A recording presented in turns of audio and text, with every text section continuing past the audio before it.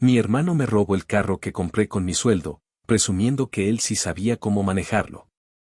Pero cuando lo destrozó en un accidente y luego me culpó por no pagarle el hospital. Esto hizo que mi familia me exigiera otro carro. Les respondí que si querían otro problema más sea para ellos, no para mí. Mi hermano me robó el carro que había comprado con meses de trabajo, lo presumió frente a todos como si fuera suyo y terminó destrozándolo en un accidente que casi le cuesta la vida. Cuando salió del hospital, tuvo el descaro de culparme por no haberle pagado las cuentas médicas y mis padres, en vez de ponerlo en su lugar. Me exigieron que le comprara otro carro porque era mi responsabilidad como hermano mayor. Esa fue la gota que derramó el vaso y el inicio de una cadena de decisiones que no me arrepiento de haber tomado, aunque a mi familia todavía le cueste admitirlo. Tenía 24 años cuando todo pasó. Había empezado a trabajar en Home Depot en Houston, turno completo de lunes a viernes, a veces con horas extra los fines de semana porque necesitaba ahorrar lo más rápido posible. Llevaba meses guardando cada cheque, cortando gastos, viviendo prácticamente de ramen, hot dogs baratos de Walmart y gasolina medida. Tenía claro mi objetivo, quería comprarme un carro propio, algo decente, no de lujo, pero que pudiera moverme sin depender del transporte público de Houston, que ya de por sí es un dolor de cabeza con lo limitado que es. Sobre todo si trabajas en las afueras o en suburbios donde la distancia mínima son 5 millas para cualquier cosa. El calor en Texas es brutal, y esperar el bus bajo el sol de agosto no era algo que quisiera seguir soportando. Cuando por fin reuní el dinero, busqué como loco en Craigslist, Facebook Marketplace y en concesionarios de segunda mano. Después de semanas de ver opciones, encontré un Honda Civic 2018, color gris oscuro, con 60,000 millas, bien cuidado, por $14,500. Lo probé, sentí que era perfecto para mí. El aire acondicionado funcionaba como nuevo, la tapicería estaba limpia, no tenía golpes mayores y el motor sonaba estable. Lo pagué con mis ahorros más un poco de financiamiento, pero el carro era mío, con mi nombre, mi esfuerzo y mi sudor detrás de cada dólar. Fue el primer logro real que sentí como adulto. El problema vino con mi hermano menor, Kevin. Tenía 21 años, nunca había trabajado de verdad, siempre saltando de un proyecto a otro.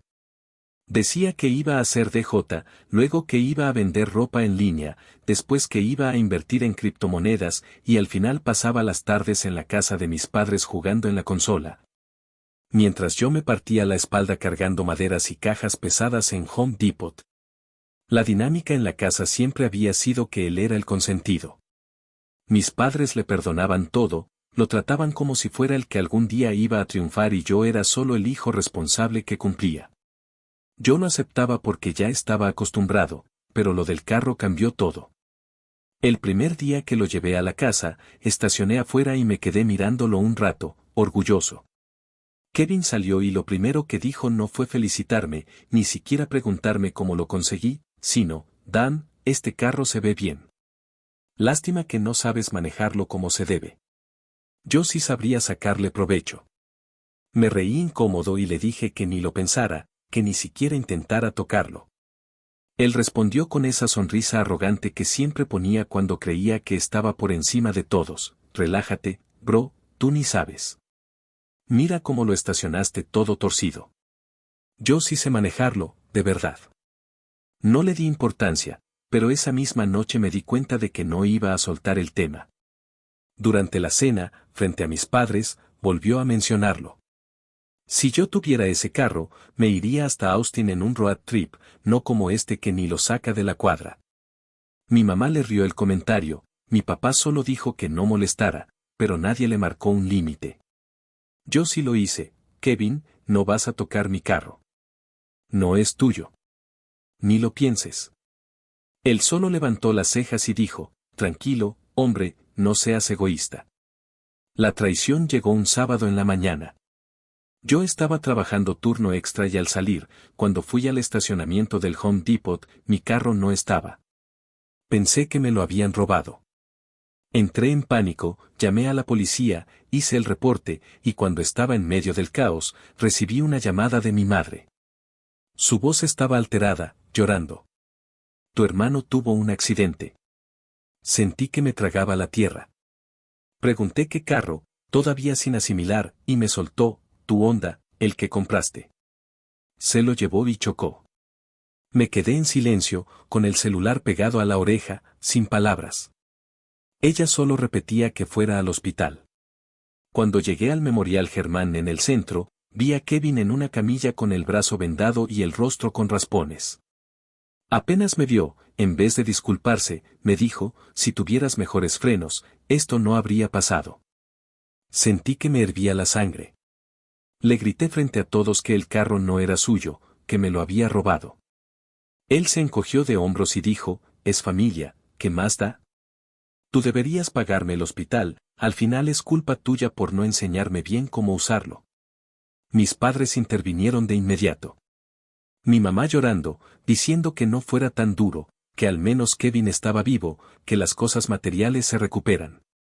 Mi papá, con ese tono autoritario, me dijo, hijo, eres el mayor, tienes que responder. Kevin no puede quedarse así, necesita un carro para moverse y tú tienes más estabilidad. Haz lo correcto. Yo estaba incrédulo. Les dije que el carro era mío, que nadie me lo regaló, que me costó meses de esfuerzo. Ellos insistían en que la familia estaba primero y que debía ayudar. Cuando escuché a mi madre decir, tú siempre fuiste el responsable, Kevin necesita que lo apoyes, entendí que no iba a haber justicia si no la ponía yo. Esa noche, cuando llegué a casa, vi mi carro en la grúa, completamente destrozado del frente. El cofre doblado, el parabrisas roto, las bolsas de aire explotadas. Apenas reconocía que era el mismo vehículo en el que había invertido todo mi dinero y mis esperanzas. El dolor que sentí no fue solo por el carro, sino por lo que simbolizaba, el trabajo de meses reducido a chatarra por la arrogancia de alguien que nunca valoró nada. Sentí rabia, frustración y una determinación que no había sentido antes. La semana siguiente fue un infierno. Kevin desde el hospital diciendo que yo lo estaba dejando morir porque no quería ayudarlo a pagar las facturas. Mis padres llamándome todos los días, presionándome, diciendo que si no me hacía cargo, iba a ser responsable de que mi hermano no pudiera recuperarse. Incluso escuché a mi madre decir que si de verdad lo quería como familia, debería comprarle otro carro cuando saliera. Esa fue la gota. Les respondí fríamente, si quieren otro problema más, sea para ustedes, no para mí. Yo no voy a cargar con la irresponsabilidad de nadie más. Colgué el teléfono y supe que ese era el punto de quiebre. No iba a dejar que me convirtieran en el chivo expiatorio de su consentido. No iba a permitir que mi hermano destruyera lo que yo construía y encima me culpara por sus errores. Si querían jugar sucio conmigo, yo iba a aprender a jugar más sucio. Y en ese momento, comencé a planear cómo vengarme. No de forma impulsiva, sino con calma, con pruebas, con paciencia. Porque lo que me habían quitado no era solo un carro, era el respeto y la dignidad que merecía. Y esa iba a ser mi verdadera victoria. Actualización 1.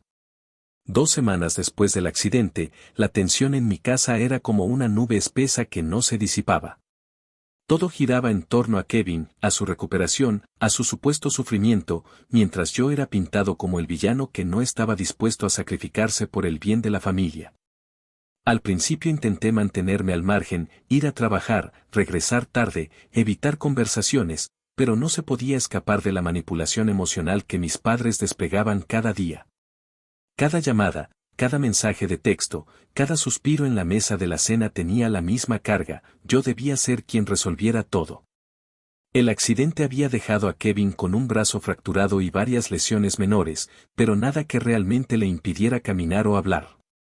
Sin embargo, se comportaba como si estuviera al borde de la muerte. Desde la cama del hospital, mandaba mensajes de voz a mis padres diciendo que se sentía abandonado, que yo lo trataba como a un extraño. Incluso tuve que escuchar un audio en el que decía, si yo me muero, que sepan que fue porque mi hermano nunca me apoyó. Esa frase me revolvió el estómago. No solo había destruido mi carro, ahora jugaba con la narrativa de víctima absoluta, y mis padres se tragaban cada palabra como si fueran verdades indiscutibles. En la mesa del comedor, mi madre me miraba con esos ojos llorosos y me decía, hijo, no entiendes, Kevin necesita apoyo. Tú eres fuerte, tú siempre has sido el responsable, no puedes darle la espalda ahora. Yo trataba de mantener la calma, pero no podía evitar sentir el veneno detrás de esas palabras. Lo que me pedían no era apoyo, era que yo me sacrificara para sostener a alguien que nunca había levantado un dedo por nadie. Una tarde de viernes, cuando regresé de Home Depot, encontré a mi padre en la sala con unos papeles en la mano. Me dijo que nos sentáramos a hablar, que era por el bien de todos. Colocó los documentos en la mesa y, para mi sorpresa, eran formularios de un banco local, una solicitud de préstamo de 20,000 pesos. Al principio no entendí por qué me los mostraba a mí, hasta que vi mi nombre en la parte superior. Estaba escrito como solicitante principal. Mi estómago se hundió. Pregunté con frialdad qué significaba eso y él, con la cara seria, me respondió, Kevin necesita un carro para cuando se recupere. Tu madre y yo no calificamos por nuestra edad y deudas, pero tú sí tienes historial limpio. Solo firma aquí y luego todos cooperamos para pagar. Me quedé en silencio unos segundos, mirando ese papel que pretendía arrastrarme a una deuda que ni siquiera había buscado. Mi padre hablaba como si fuera lo más natural del mundo, como si pedirle al hijo que ya perdió su carro que se endeude por el hermano que lo destruyó fuera un acto de amor familiar. Le respondí con calma, aunque por dentro hervía, tú me estás pidiendo que firme un préstamo para que mi hermano tenga otro carro después de que me robó el mío y lo hizo pedazos. Mi padre se encogió de hombros y dijo, él cometió un error, pero es joven. Tú ya estás trabajando estable, esto no te va a afectar. Además, somos familia, ¿qué vas a perder?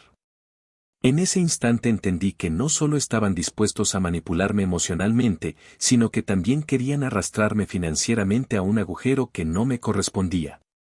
Me levanté de la mesa, tomé los papeles y los rompí frente a él. Los pedazos volaron por el suelo mientras mi padre me gritaba que estaba siendo egoísta, que pensaba solo en mí, que no entendía lo que significaba ser un hermano mayor. Lo miré con la rabia contenida de años y le dije, yo no voy a pagar por los errores de Kevin. No ahora, no nunca. Subí a mi cuarto, cerré la puerta y escuché los gritos de mi padre rebotando por la casa, diciéndome que algún día me arrepentiría. Ese mismo fin de semana fui al banco por mi cuenta. Tenía un presentimiento oscuro que no me dejaba dormir. Le expliqué a la persona de atención al cliente que quería asegurarme de que nadie más pudiera hacer solicitudes de crédito a mi nombre sin mi autorización. Me miraron con curiosidad, pero revisaron mi historial y me confirmaron que, efectivamente, ya había habido consultas recientes. No solo del banco donde encontré los papeles, sino de otros 2 concesionarios de autos en Houston. Mi corazón se aceleró. Pedí que me imprimieran el reporte, y ahí estaba, consultas a mi nombre, como si yo estuviera buscando comprar otro carro. Era evidente que Kevin había tomado mi información, tal vez de papeles guardados en la casa, y estaba intentando usarla para sacar algo nuevo. Me dio un ataque de rabia mezclada con impotencia. No era suficiente con que me robara el carro, lo destruyera y me culpara, ahora intentaba joderme el crédito, que era lo único que tenía limpio. Respiré hondo y pedí que bloquearan cualquier movimiento sin mi autorización personal. La empleada me explicó cómo poner alertas de fraude, cómo reportar intentos sospechosos y cómo protegerme legalmente. Salí de ahí con un paquete de papeles bajo el brazo y la sensación de que la traición había alcanzado un nivel que ya no podía tolerar. Cuando llegué a casa esa noche, me encontré a mi madre cocinando como si nada. Kevin estaba en el sillón con el brazo enyesado, viendo Netflix y riéndose. Apenas me vio, me dijo con descaro, bro, ¿ya pensaste en cómo me vas a ayudar con lo del carro? Porque no puedo estar tomando buses como un cualquiera. La familia necesita que yo tenga movilidad. Me quedé mirándolo fijamente, sin responder, y pensé en todas las pruebas que llevaba conmigo. Imágenes impresas de sus intentos de usar mi nombre. Evidencias claras de que había cruzado una línea. Por dentro, quería gritarle, exponerlo en ese instante, pero me contuve. Había algo más grande en camino, algo que requería paciencia. Esa noche, en mi cuarto, extendí todos los papeles sobre la cama y los observé como si fueran piezas de un rompecabezas. Cada consulta de crédito, cada intento de préstamo, cada nombre de concesionario era una bala cargada que podía disparar en cualquier momento. Podría haber ido a la policía ese mismo día, pero decidí esperar. No quería una explosión inmediata, quería un fuego lento que consumiera a Kevin poco a poco, que lo enfrentara a la realidad de lo que había hecho. Si mi familia quería jugar con mi vida financiera, yo les iba a mostrar las consecuencias. Durante los días siguientes, mis padres seguían presionando. Mi madre con su voz suplicante: «Hijo, ¿de verdad no vas a ayudar? Kevin está tan ilusionado con tener otro carro. Dice que hasta vio un Toyota Camry que le encantó. No seas cruel». Y yo, por dentro, me reía con amargura. No era que Kevin estuviera ilusionado, era que ya estaba planeando cómo estafarme. Mi padre seguía con su discurso de autoridad, recordándome que yo debía ser el ejemplo. Y Kevin, cada vez más confiado, hacía comentarios como: «Cuando tenga mi nuevo carro, voy a ir a Galveston cada fin de semana, no me pienso quedar encerrado como tú». Era como si vivieran en una realidad paralela donde yo era un simple proveedor, un cajero automático sin voz ni voto. Pero lo que ellos no sabían era que yo ya había tomado el control. Tenía las pruebas, tenía la calma, y sobre todo tenía la determinación de no dejarme hundir. Esa fue la primera vez que pensé con claridad en lo que significaba la palabra venganza. No solo se trataba de desquitarme, sino de demostrar que yo no era el idiota que cargaba con todos. Y aunque aún no sabía exactamente cómo lo iba a ejecutar, tenía claro que el juego había cambiado. Cuando me acosté esa noche, con el zumbido del aire acondicionado llenando el silencio, me repetí a mí mismo una sola frase: «Ellos creen que me tienen acorralado, pero no saben lo que estoy dispuesto a hacer». Y con esa certeza, me quedé dormido, preparando el terreno para lo que vendría después. Actualización 2. Un mes después del accidente, la situación en mi casa parecía una mala broma que nunca terminaba. Kevin ya había salido del hospital y se paseaba con su yeso como si fuera una medalla de guerra. A cada persona que lo visitaba, le contaba la historia como si yo hubiera tenido la culpa del choque. Lo peor era escuchar cómo moldeaba los detalles para ponerse en el papel de víctima absoluta. Decía cosas como: «Mi hermano no me apoya, me dejó tirado después del accidente, y ahora ni siquiera quiere ayudarme a recuperar mi vida». Mis padres asentían, convencidos de que su hijo menor estaba siendo tratado injustamente. Yo, mientras tanto, era pintado como un monstruo egoísta que solo pensaba en sí mismo.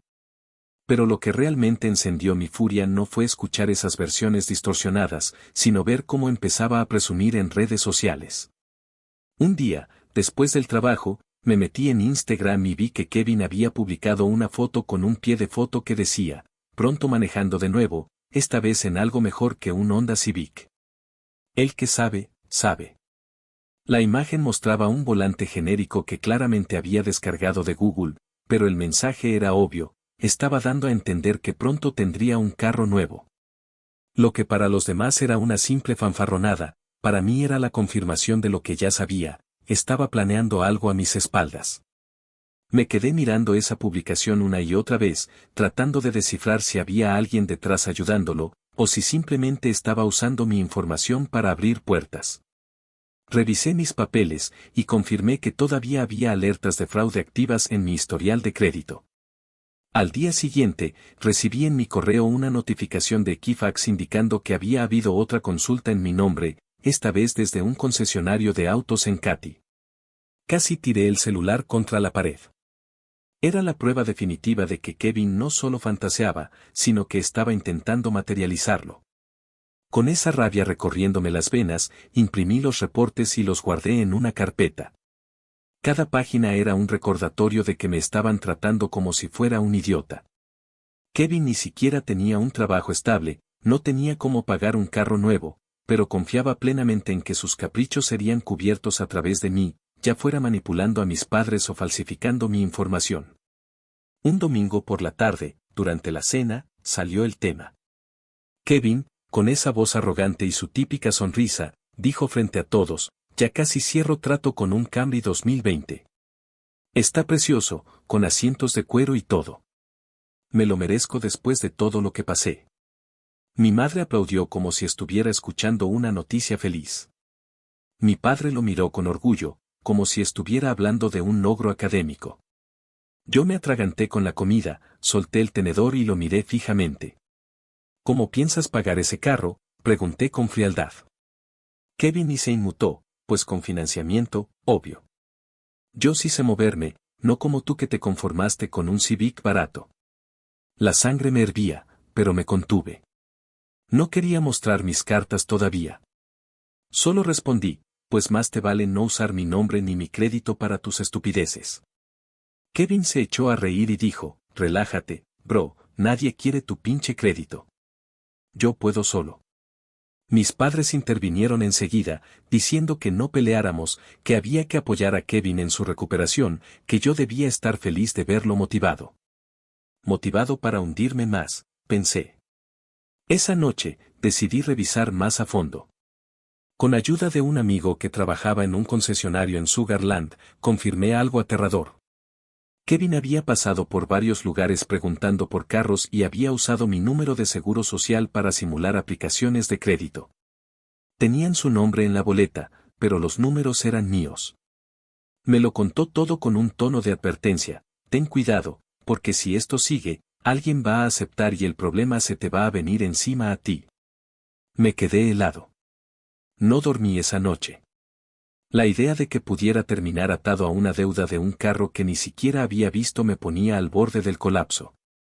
Caminaba de un lado a otro en mi cuarto, con los papeles esparcidos en el escritorio, pensando en cada paso. Lo que antes era rabia ahora se transformaba en estrategia.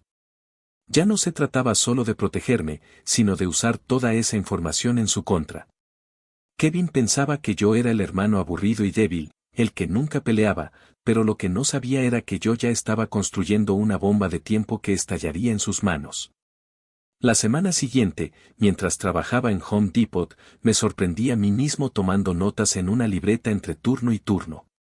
Anotaba fechas, lugares, montos aproximados de los intentos de crédito, incluso los comentarios que Kevin hacía en la casa. Era como armar un expediente. A veces me preguntaba si estaba exagerando, si debía simplemente denunciarlo y terminar con todo, pero algo dentro de mí me decía que aún no era el momento. Que si lo hacía ahora, mis padres correrían a protegerlo, inventarían excusas, me pondrían a mí como el culpable por exponer a la familia. No, necesitaba esperar a que él mismo cavara lo suficientemente hondo para que ni siquiera ellos pudieran sacarlo. Mientras tanto, Kevin seguía presumiendo. Se la pasaba en su teléfono, llamando a amigos, diciendo que en cuestión de semanas tendría carro nuevo y que iba a hacer road trips hasta Dallas, hasta Austin, que iba a vivir de verdad. Yo lo observaba desde lejos, cada vez más convencido de que ese teatro iba a caer sobre él como una montaña. Mis padres le daban cuerda, lo felicitaban, y lo trataban como si hubiera sobrevivido a una tragedia épica en vez de ser el autor de su propio desastre. Una noche, mientras lavaba los platos, escuché a mi madre decirle, estoy tan orgullosa de ti, hijo. Después de todo lo que sufriste, mira cómo te estás levantando. Casi rompo un vaso de la rabia. ¿Levantándose de qué? ¿De robarme y destruir mi carro? ¿De intentar hundirme financieramente? En ese momento confirmé lo que ya intuía, para ellos, Kevin nunca iba a estar equivocado. Y si no era yo quien lo enfrentara, nadie más lo haría. Así que guardé todo. Carpeta con pruebas, reportes de crédito, capturas de pantalla de sus redes sociales, testimonios de mi amigo del concesionario. Todo ordenado, todo bajo llave en mi cuarto. Y cada vez que mis padres o Kevin me lanzaban un comentario manipulador, me repetía a mí mismo que el momento llegaría. No iba a explotar de golpe, iba a dejar que el peso de sus propias acciones lo aplastara. Una madrugada, mientras manejaba rumbo al trabajo con el carro de un compañero que me hacía el favor de recogerme, me encontré pensando en lo irónico de todo. Yo, que había hecho todo bien, que había trabajado, ahorrado, comprado algo con mi propio sudor, ahora estaba sin carro, dependiendo de otros, mientras el irresponsable que me lo robó se paseaba como si fuera intocable. Me mordí el labio, apreté los puños, y pensé, esto no termina aquí. Todavía no tienen idea de lo que estoy dispuesto a hacer. Actualización 3. 2 meses después del accidente, la situación con Kevin ya no era solo un problema familiar, era un asunto que me estaba consumiendo la mente las 24 horas del día. Cada semana parecía que él encontraba una nueva forma de empujar los límites de lo que era capaz de hacer con mi nombre. Las consultas de crédito se acumulaban en mi historial como moscas en la basura, y aunque había puesto alertas y bloqueos, siempre había una manera en la que él intentaba burlar el sistema. Yo ya no me sentía tranquilo ni un solo día. Cada vez que llegaba a casa y lo veía tirado en el sofá con el brazo medio recuperado, riéndose de alguna serie estúpida en Netflix, sentía que estaba frente a un enemigo, no a un hermano. Durante esas semanas, mis padres habían pasado de la súplica a la presión abierta. Ya no me pedían amablemente que ayudara a Kevin, ahora me lanzaban frases cargadas de reproche en cada comida. Mi madre decía, tu hermano ya está mejorando, lo único que falta es que tenga movilidad. No seas cruel. Y mi padre añadía, cuando éramos jóvenes, los hermanos se ayudaban. Tú no sabes lo que es sacrificarse por la sangre. Cada palabra era como un martillazo en la cabeza. Querían convencerme de que yo era un egoísta, cuando en realidad era el único que veía el desastre que se estaba gestando frente a todos. El colmo llegó cuando recibí una llamada de un número desconocido un martes por la mañana, mientras estaba en el pasillo de pintura de Home Depot. Contesté con el ruido de fondo de los clientes preguntando por brochas y cubetas de 5 galones, y al otro lado escuché a un vendedor con acento texano diciendo: ¿Usted confirma la compra del Toyota Camry 2019, señor? Me quedé helado, con la garganta seca. Pregunté de inmediato de qué hablaba, y él me explicó con tranquilidad que tenía en su sistema una solicitud aprobada a mi nombre, con mi número de seguro social, para un Camry en un concesionario en Dallas. En ese instante me temblaron las manos y casi dejé caer el teléfono. Colgué sin dar muchas explicaciones y pedí permiso para salir temprano del trabajo. Manejar hasta Dallas eran unas 4 horas desde Houston, pero en ese momento no me importaba nada. Tenía que confirmar con mis propios ojos lo que estaba ocurriendo. Llené un termo con café, metí la carpeta de pruebas en el asiento del copiloto y conduje por la enero de 45 con la mente hirviendo de rabia. Durante esas millas, pensé en todo, en cómo Kevin había tenido acceso a mis datos, en cómo mis padres lo alentaban, en lo cerca que estaba de que mi vida financiera quedara destrozada.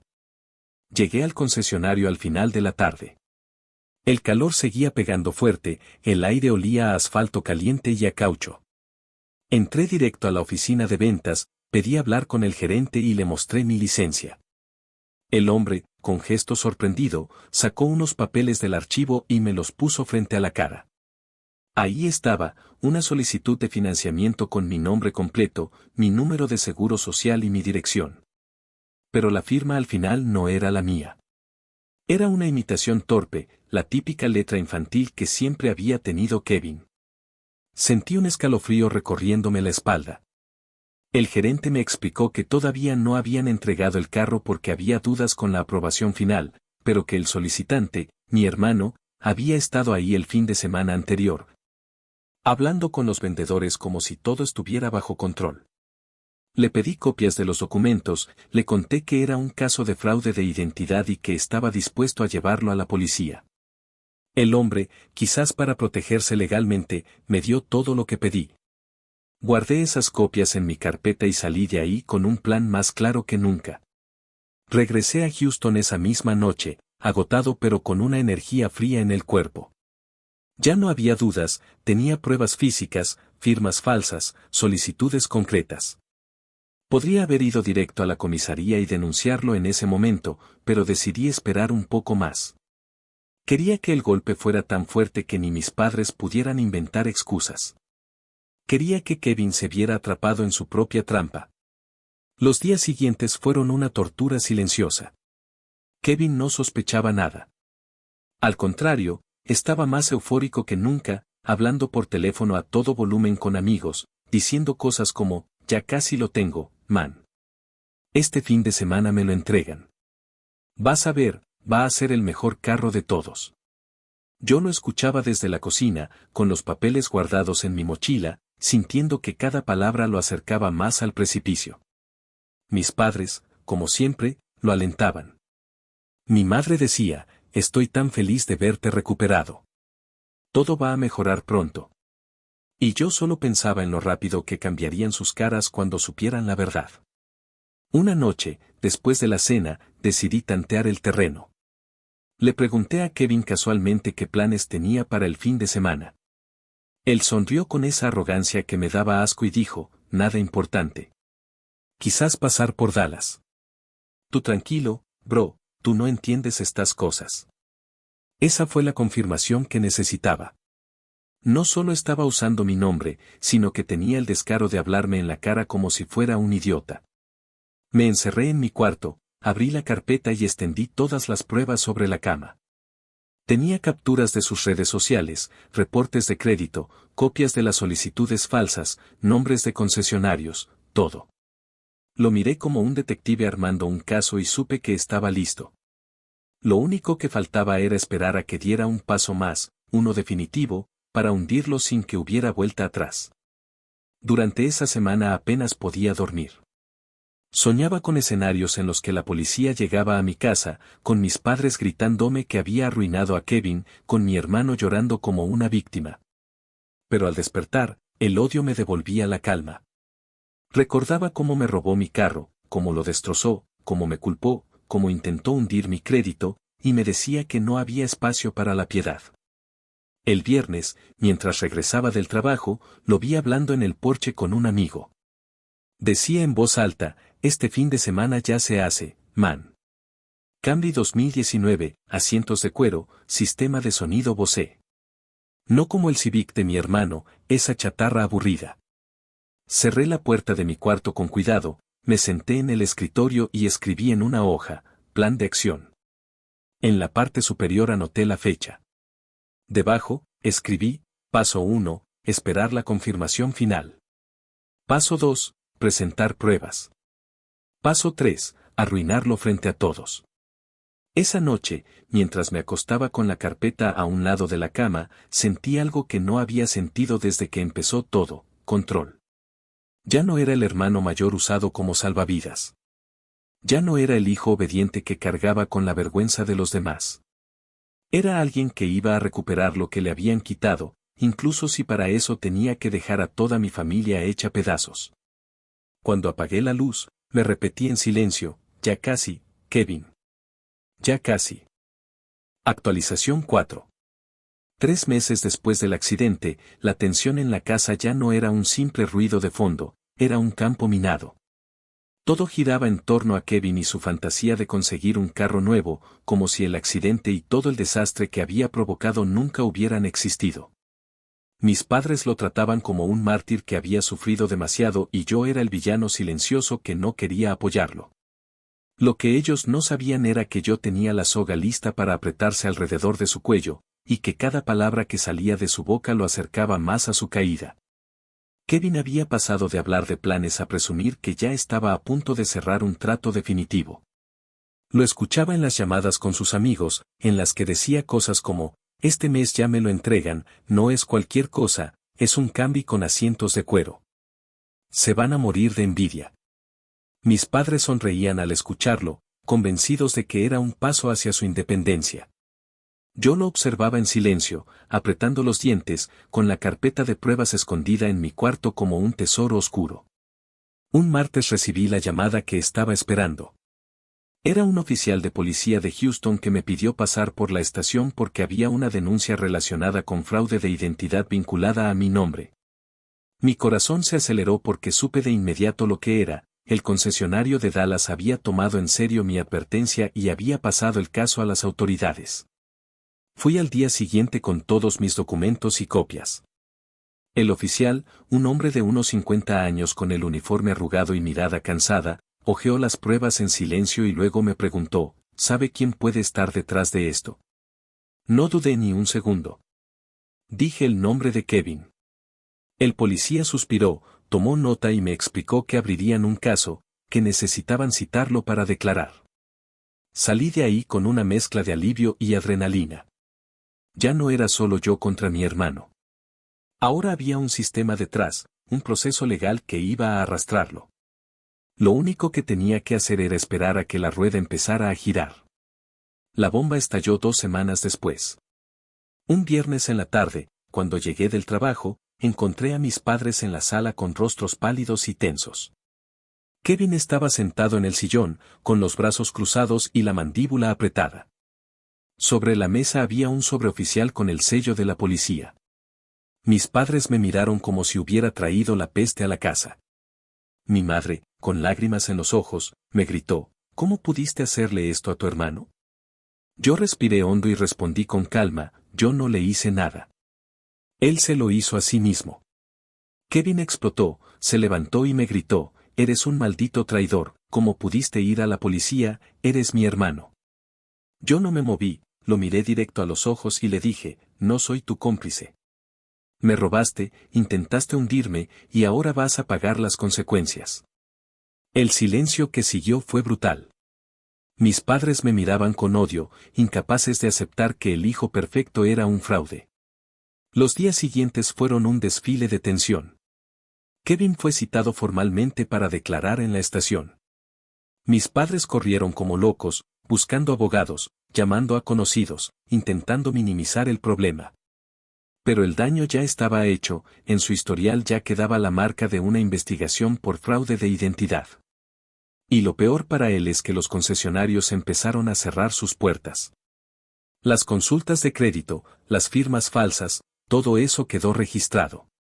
Aunque no terminara en prisión, su reputación financiera estaba destruida. Una noche, mientras cenábamos, mi padre me miró con desprecio y dijo, ¿de verdad estás feliz de arruinarle la vida a tu hermano? Eres un malagradecido. La familia es lo único que importa. Yo lo miré fijamente y le respondí, la familia importa cuando no te destruye. Ustedes lo criaron así, ustedes lo consintieron, y ahora quieren que yo pague por sus errores. Pues no. Que cada quien cargue con lo suyo. Mi madre rompió en llanto, Kevin pateó la mesa y salió furioso de la casa, pero yo no me moví.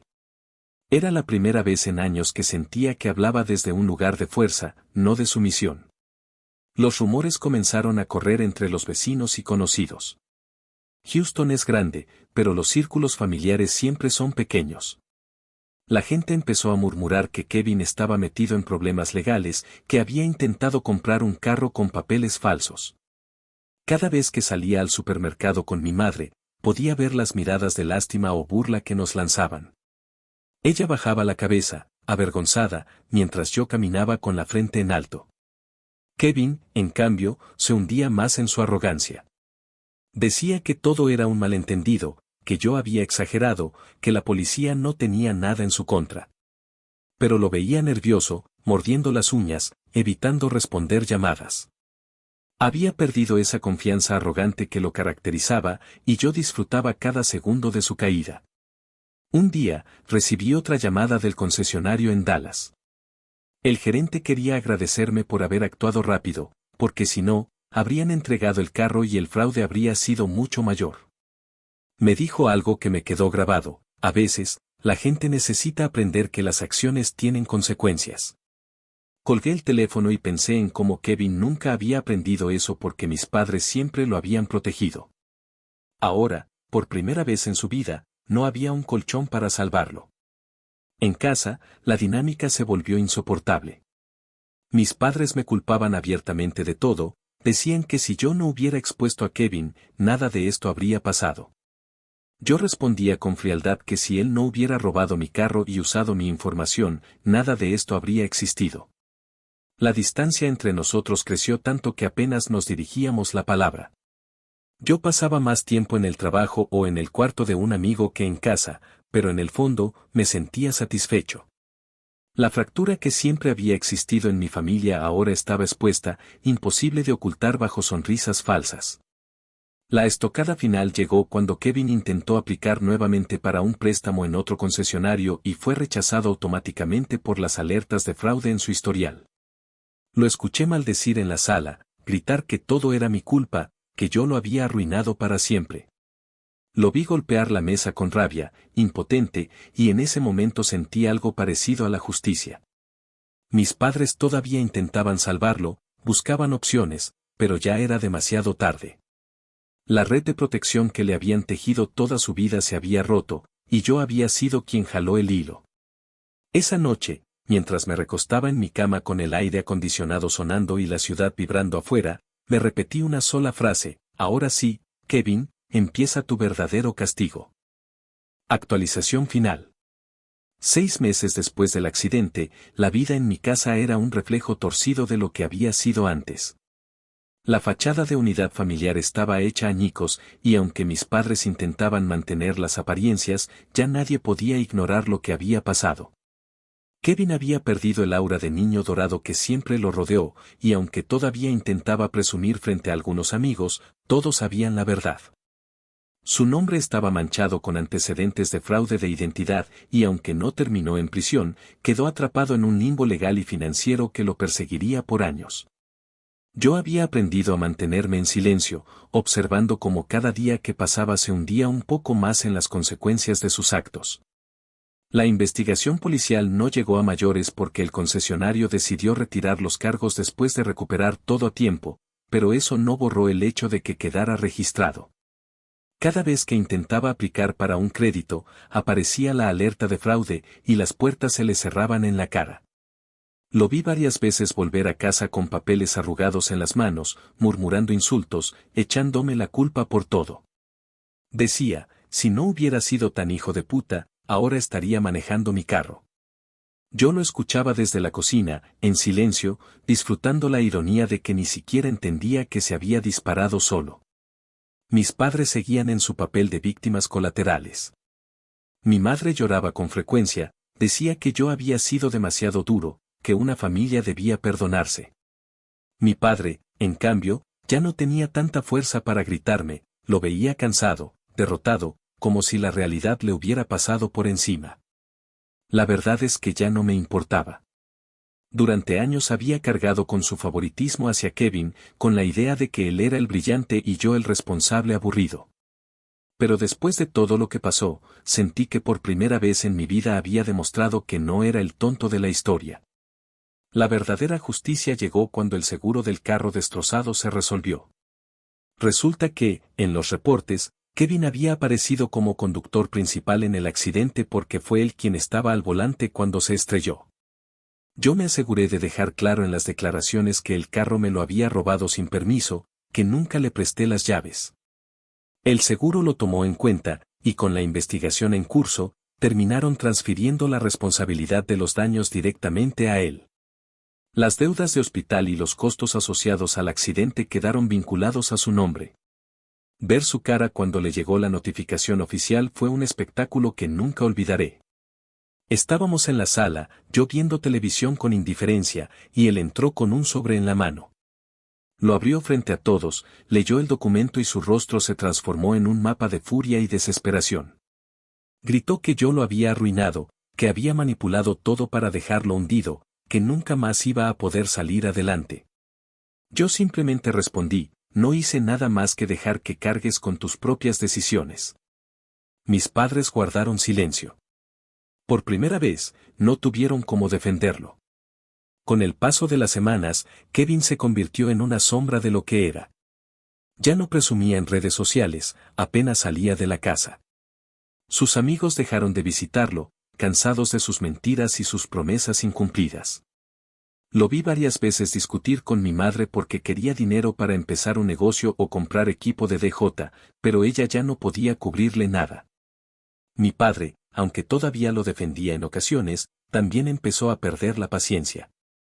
La fractura que yo había provocado al exponerlo se convirtió en un abismo entre todos ellos. Mientras tanto, yo comencé a reconstruir mi vida.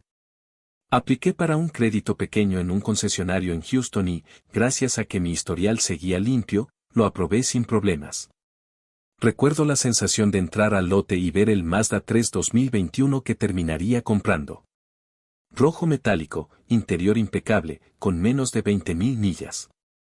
Costaba alrededor de 22,000 pesos, y aunque tuve que financiar una parte, lo hice con confianza porque sabía que podía manejar los pagos. Cuando lo saqué por primera vez a la carretera, sentí que cada milla era un triunfo personal, un recordatorio de que no habían podido hundirme. Un sábado por la mañana, estacioné el Mazda frente a la casa y Kevin salió al porche. Lo miró en silencio durante unos segundos, con esa mezcla de envidia y rabia que no podía ocultar. Yo bajé del carro, cerré la puerta y, sin decir una sola palabra, lo miré a los ojos antes de entrar. Fue un momento breve, pero entendí que había ganado. Él nunca iba a tener lo que yo conseguí por mérito propio. Podría intentar culparme toda la vida, pero en el fondo sabía que él mismo se había disparado en el pie. Con el tiempo, dejé de sentir rabia. Lo que antes era un fuego ardiente en mi interior se convirtió en una calma fría. No necesitaba gritar ni vengarme más, ya lo había hecho, y la vida se encargaba de mantenerlo en su lugar. Mis padres todavía intentaban que hubiera reconciliación, decían frases como, algún día se van a necesitar el uno al otro. Pero yo sabía que eso nunca iba a pasar. El vínculo de hermanos se había roto el día que me robó el carro, y lo que vino después solo lo enterró más profundo. Un día, mientras manejaba de regreso del trabajo por la enero de 10, con la música sonando y el sol de la tarde iluminando el tablero, pensé en todo lo que había pasado en el último año. El carro destrozado, las presiones, las falsas acusaciones, las noches sin dormir. Y luego pensé en el presente, en mi Mazda nuevo, en mi crédito intacto, en la libertad de saber que ya no dependía de nadie más. Sonreí, y por primera vez en mucho tiempo, me sentí en paz. Kevin todavía vive con mis padres, atrapado en su propia espiral. Cada tanto escucho que intenta un nuevo plan, que quiere vender cosas en línea o meterse en algún negocio rápido, pero siempre fracasa. Sus deudas lo siguen, su nombre está marcado, y aunque intenta culparme, sé que en el fondo entiende que él mismo cavó su tumba. Y yo, lejos de sentir culpa, disfruto el silencio de saber que ya no puede tocar mi vida. La última vez que me cruzó en el pasillo de la casa, me dijo con voz baja, un día me voy a levantar y te vas a arrepentir. Yo lo miré fijamente y respondí, si algún día te levantas, asegúrate de no volver a caer sobre mí. Pasé de largo, con las llaves de mi Mazda tintineando en el bolsillo, y no volví a darle importancia. Porque al final, la verdadera venganza no fue verlo sufrir en un momento puntual, sino verlo atrapado en un ciclo que él mismo creó, mientras yo seguía avanzando, milla tras milla, con la vida que ellos intentaron quitarme.